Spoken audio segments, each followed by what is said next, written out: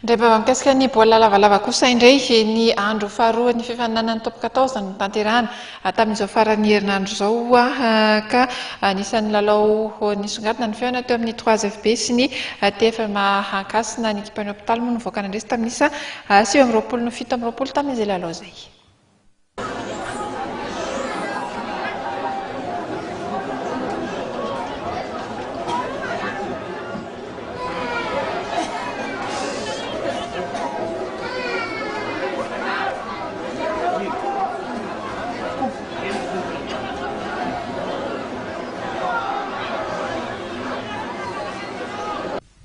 Saika nivoaka mpandresy avokoa ireo filovana azo lazaina ho vaventy nandritra ny andro faharoa ny fiadinan'ny tompon-dakan'ny ligina Ranomanga ho an'ny rugby ny top 14 natao tamin'ity faran'ny herinandro ity.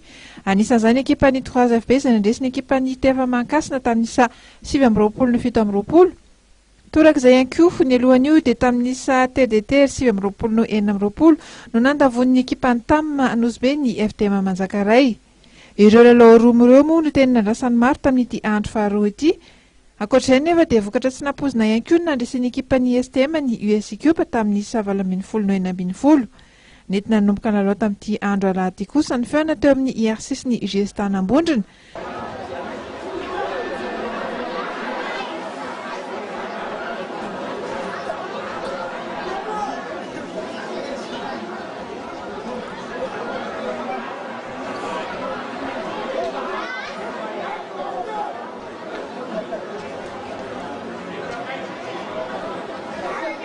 Tamin'izany no nivoan'ny ekipan'ny commune Antananarivo renivohitra mpandresy tamin'isa mazava 13.